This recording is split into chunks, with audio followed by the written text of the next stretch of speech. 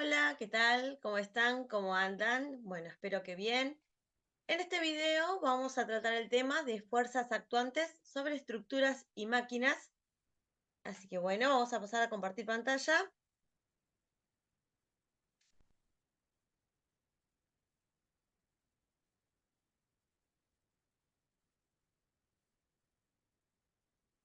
Muy bien, acá tenemos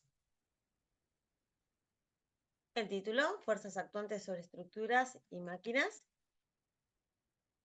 En este caso vamos a hablar un poquitito de lo que es la teoría, pero bueno, en los próximos videos ya vamos a estar haciendo todo lo que es el TP2, que bueno, involucra, digamos, este tema.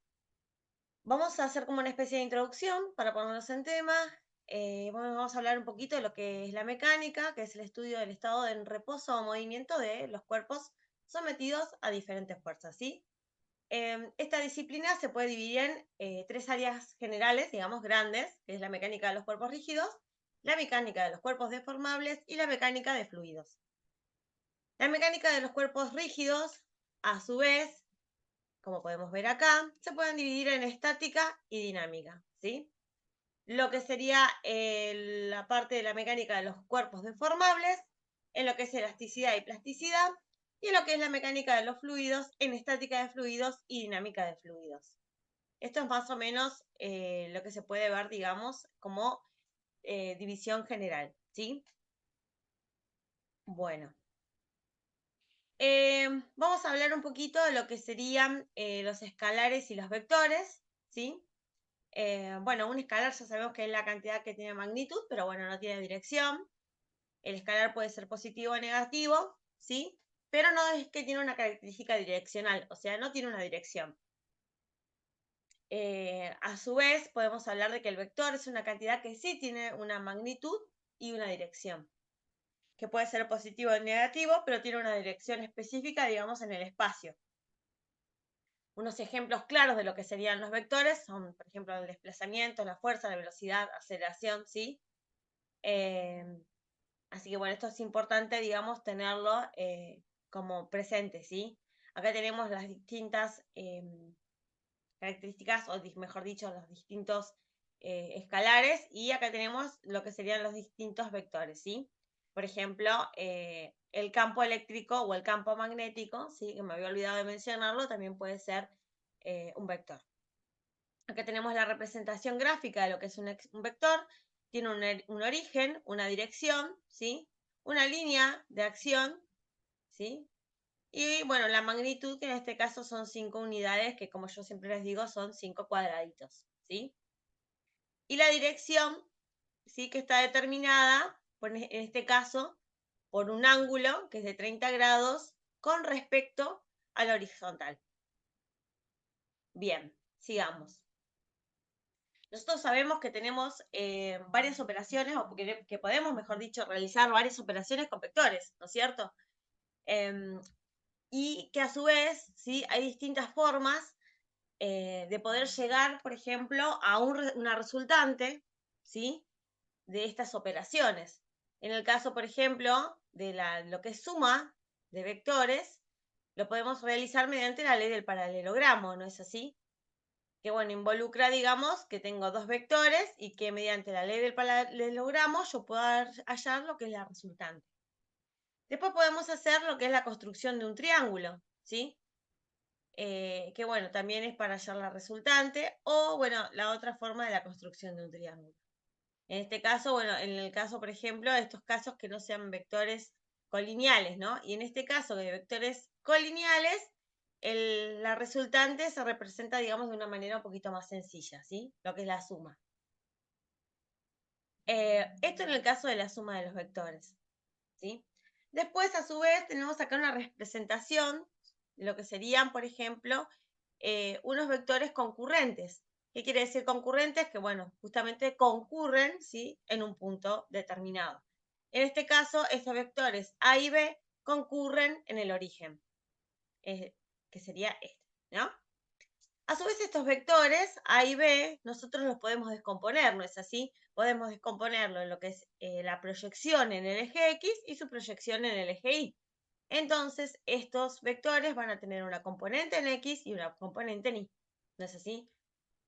Si tengo determinado cuál es el ángulo alfa que forma el vector A con mi horizontal X, y si tengo determinado cuál es el ángulo beta que forma mi vector B con el eje X, puedo hallar las componentes, ¿sí? AX y AI, o BX y BY. ¿No es así? ¿Cómo? Sencillo, haciendo la proyección. Si yo proyecto este vector A hacia el eje X, voy a tener la componente AX, que va a ser A por el coseno de alfa, ¿sí? Si yo proyecto este vector A en lo que sería el eje Y, voy a tener la componente AI y va a ser A por el seno de alfa. En el caso de B, va a ser lo mismo. Si yo proyecto B sobre el eje X, voy a tener BX y va a ser B por el coseno de beta. En este caso, ¿por qué? Porque el ángulo que forma el vector B con X es beta. Si yo voy a tener, al contrario, voy a tener la componente B sub I, voy a tener B por el seno de beta, ¿sí? El contrario, digamos, de lo que es la componente en X. Bueno, ¿cómo voy a hallar la resultante? Nada más que nada menos que sumando, digamos, componente a componente, ¿sí? Bueno, esto es un repaso un poquito general de lo que es física 1, ¿no es cierto? Después, bueno, hay un poquito también de lo que es el vector unitario, así que ustedes lo pueden leer tranquilo en la guía, que la pueden descargar. Y bueno, básicamente el vector unitario es un vector que tiene módulo 1, ¿sí? Y bueno, acá tienen, digamos, cómo, digamos, expresarlo. Esto no voy a poner mayor énfasis porque, bueno, esto lo tienen que saber, digamos, de física 1. Así que, bueno, si igualmente tienen alguna consulta, obviamente me escriben, comentan, no hay ningún problema. Bueno, tenemos, digamos, hay comúnmente, ¿sí? Muchas fuerzas que se involucran, ¿sí? En un medio. O digamos que muchos sistemas de ingeniería, ¿sí? Se ven afectados por distintas fuerzas, ¿no? Por ejemplo, fuerza de contacto, fuerza gravitacional, fuerza de un cable, de presión, dinámica de los fluidos. Por ejemplo, acá tenemos la representación, ¿sí? De lo que es la fuerza gravitacional, ¿sí? Acá, por ejemplo, tenemos lo que es la fuerza de contacto, ¿sí? Acá tenemos una fuerza de tensión. Y bueno, acá tenemos lo que sería la fuerza de presión. Tenemos varios tipos de fuerzas. Eso es para más o menos. Pero bueno, nosotros, acá lo importante para la realización, digamos, de los trabajos, es hacer un diagrama de cuerpo libre. ¿Qué quiere decir esto? Esto quiere decir aislar, ¿sí? El objeto que yo tengo y ver qué fuerzas externas actúan sobre este cuerpo, ¿sí? Entonces, eso es muy importante porque yo con esto voy a determinar un montón de cosas, ¿sí? Pero lo primero es realizar el diagrama de cuerpo libre. Entonces, primero, el procedimiento para poder construir este tipo de diagramas. ¿Cuál es? Acá yo les puse 5 pasos. El primero es identificar el cuerpo que nosotros queremos aislar y hacer un dibujo simple, sencillo, ¿sí? De lo que es el cuerpo. Y después lo otro que tenemos que hacer es trazar los vectores fuerza, ¿sí? O sea, estos vectores que están afectando a mi cuerpo, ¿sí? Vamos a verlo igual en un ejemplo. Después, dibujar estos vectores, ¿sí? Para lo que es el peso del cuerpo, por ejemplo. Ver si el peso, si va a involucrarse el peso o no lo va a involucrar, ¿sí? Eso lo vamos a tener en cuenta. Hay veces que tenemos en cuenta el peso, hay veces que no. Y bueno, tenemos que designar un valor numérico a cada una de estas fuerzas, ¿sí? O una letra o lo que sea, pero identificar cada una de estas fuerzas. Y obviamente dibujar un sistema de coordenadas, ¿sí? Eso también es muy importante. Bueno, por otra parte, vamos a ver cómo vamos a establecer el equilibrio de ese cuerpo. ¿A qué llamamos equilibrio? El equilibrio es el estado de balance entre fuerzas opuestas, ¿sí? Entonces, hay equilibrio estático y dinámico, ¿sí? Si un cuerpo si digamos se encuentra en equilibrio estático, no se mueve, ¿no es así? Y sin embargo, si se encuentra en equilibrio dinámico, se puede mover, pero a una velocidad constante. un cuerpo que se encuentra en equilibrio estático o dinámico, la suma vectorial de todas esas fuerzas externas es cero. Entonces, la condición de equilibrio matemáticamente se va a establecer como la sumatoria de fuerzas igual a cero, de todas las fuerzas que intervienen en ese cuerpo, ¿sí? Bien. Vamos al próximo, que es lo que sería esfuerzo y deformación, ¿sí?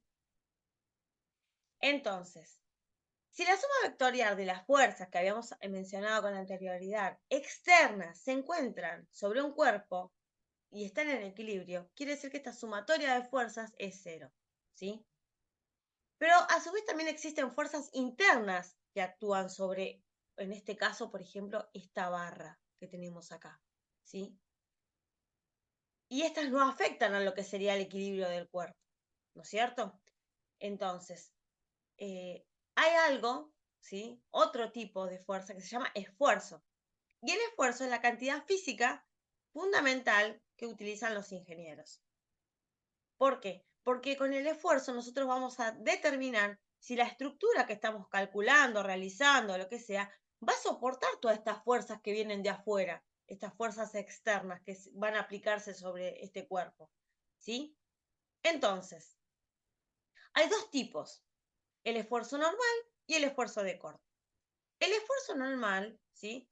Es el esfuerzo que actúa de manera normal, ¿sí? O perpendicular a cierto plano, a lo largo, por ejemplo, del eje del cuerpo. ¿Esto qué quiere decir? Si yo tengo esta varilla, mi esfuerzo normal va a ser a lo largo del eje, ¿sí? De la varilla. ¿Ok? Bien. Sin embargo, el esfuerzo de corte va a ser, por ejemplo, perpendicular al eje de la varilla. ¿Sí? Bien. Nosotros tenemos, dentro de lo que es el esfuerzo normal, ¿sí? Por ejemplo, dividirlo en dos tipos de esfuerzos. Lo que sería el esfuerzo de tracción, que es este, que es cuando yo estiro, ¿sí? La barra, que la agarro de un extremo, la agarro al otro y que ejerzo una fuerza y la voy estirando como si fuera un alambre.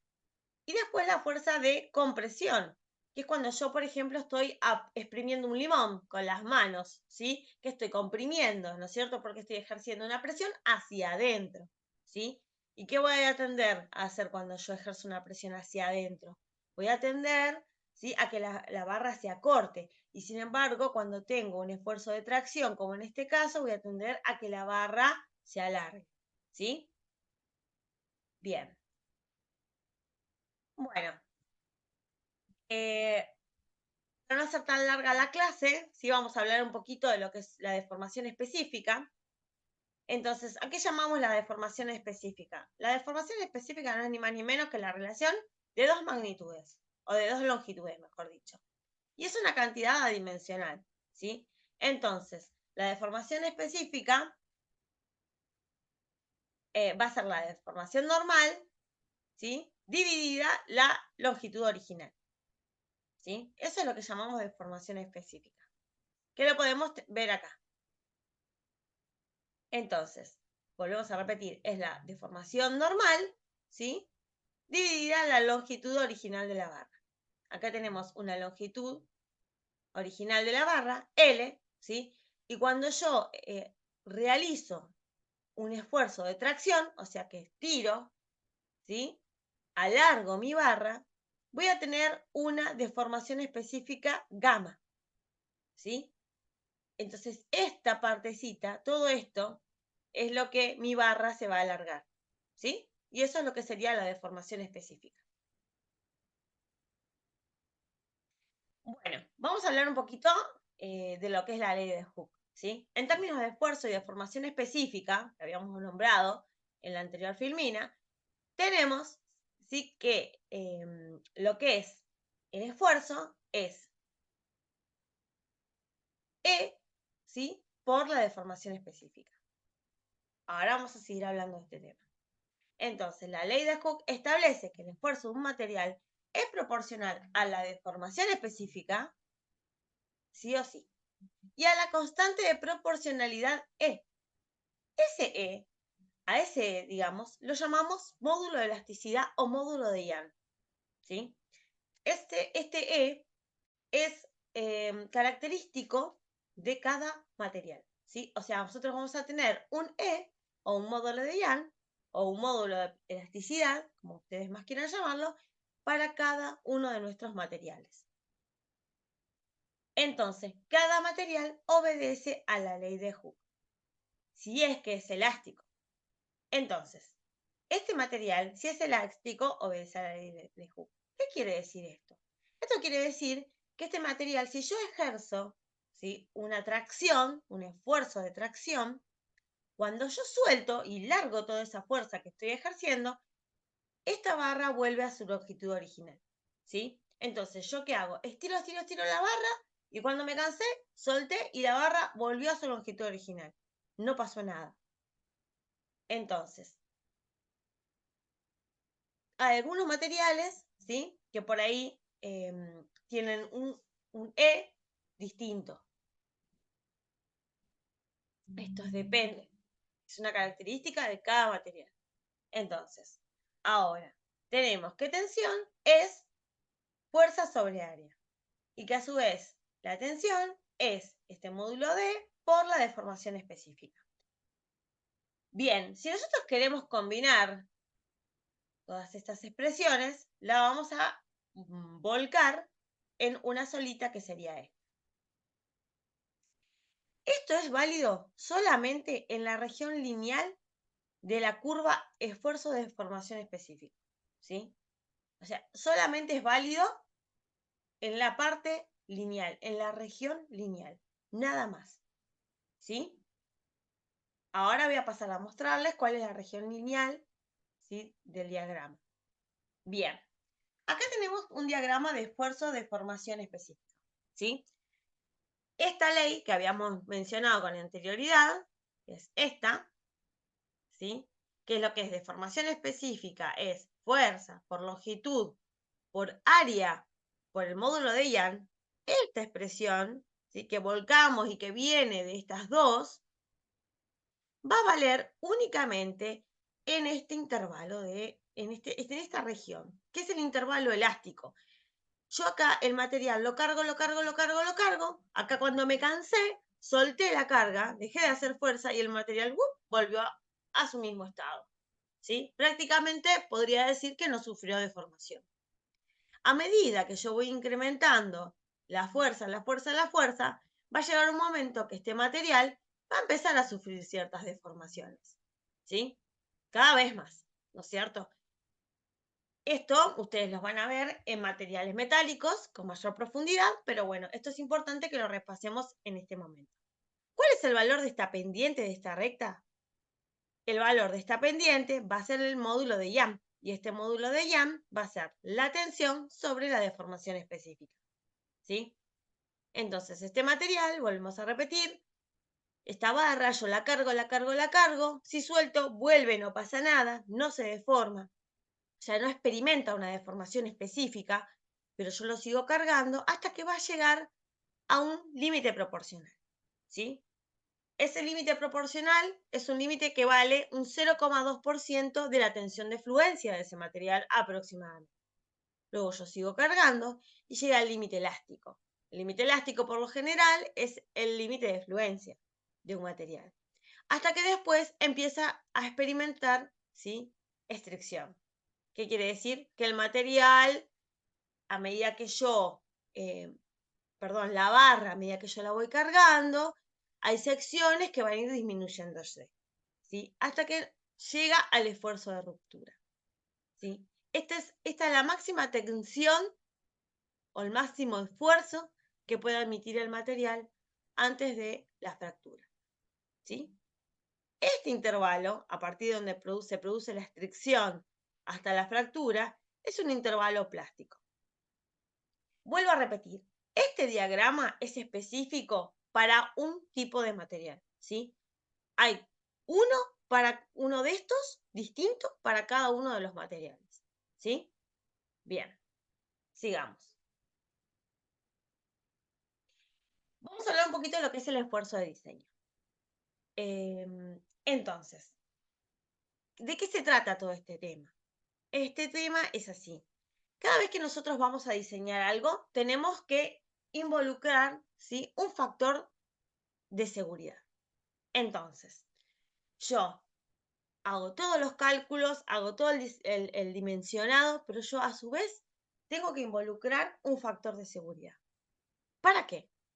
Para quedarme tranquila, por llamarlo de algún modo, de que lo que yo calculé, ¿sí?, va a aguantar todas esas fuerzas externas que a mí se me vienen, digamos, a la estructura, o que pueden llegar a dañar mi estructura, ¿sí?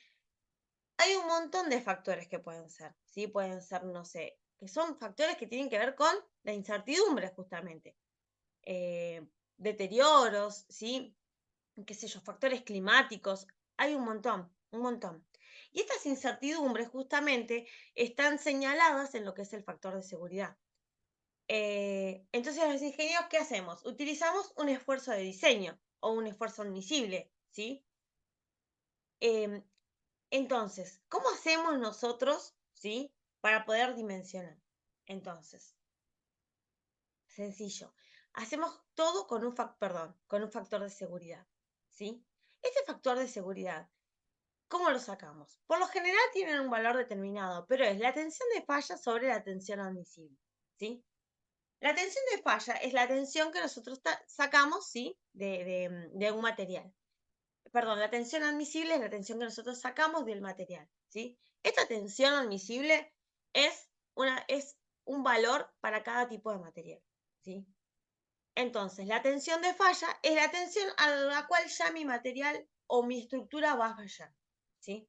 Entonces, el factor de seguridad es la tensión de falla, que es cuando el material, a esa tensión ya mi material está fallando, sobre la tensión admisible, que es la tensión que admite, digamos, mi material de una manera o mi estructura de una manera segura.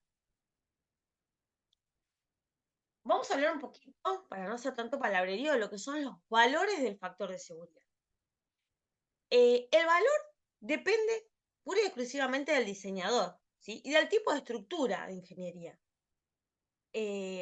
Bueno, por ejemplo, vamos a dar un intervalo, ¿sí? Por ejemplo, para minimizar el peso, el factor de seguridad de algunas estructuras, como por ejemplo aeronaves, naves espaciales, se puede dar entre un intervalo de 1,05 a 2,1. Sin embargo, para estructuras que están sobre el piso, como presas, puentes, edificios, puede ser mayor. ¿Por qué? Porque no es necesario a ver si tengo un poco más, o sea, no influye si tengo más peso o no. Entonces el factor puede ser de 1,5 a 2. En el caso de los aviones influye porque, bueno, ustedes saben muy bien, o quizás por ahí no, pero bueno, el peso es un factor importante en lo que es una aeronave, ¿sí? Y bueno, en los que son las estructuras de alto riesgo, ¿sí?, donde se plantean peligros, digamos, rigurosos en lo que es la seguridad de las personas o en caso de fallas, ¿no? Podemos tener hasta un factor de seguridad hasta 3. Entonces, acá tenemos lo que vendría a ser un intervalo de 1,5 a 2, mayores de 1,5 a 2 y mayores a 3, ¿sí? Esos son, digamos, los factores, los valores, distintos valores que podemos tener, que bueno, les vuelvo a repetir, es en función o el criterio de la persona que está diseñando. Entonces, volvamos un poquito para atrás. Acá tenemos un factor de seguridad. Entonces, ¿cuál va a ser mi tensión de falla? Mi tensión de falla va a ser igual al factor de seguridad por la tensión admisible. El factor de seguridad lo pongo yo. Vamos a suponer 3 para estarnos seguros de que eso no va a fallar por la tensión admisible del material, ¿sí? Que eso es propio de cada material. Entonces, ¿cómo saco la tensión de falla o cómo saco a qué tensión va a fallar mi estructura? Hago tensión admisible, que eso ya es la característica del material, por factor de seguridad. El factor de seguridad lo elijo yo, lo uso yo, es mi criterio. Digo, bueno, le pongo 3 porque quiero estar segura de que esto no falle, ¿sí? Así que bueno, en el próximo video vamos a arrancar a hacer el TP2. Espero que, bueno, si tienen alguna duda, me dejan un comentario, me mandan un mensaje y bueno, nos vemos en la próxima clase o nos vemos, ¿sí? En lo que sería el próximo video. Los saludo y bueno, que sigan bien. Nos vemos.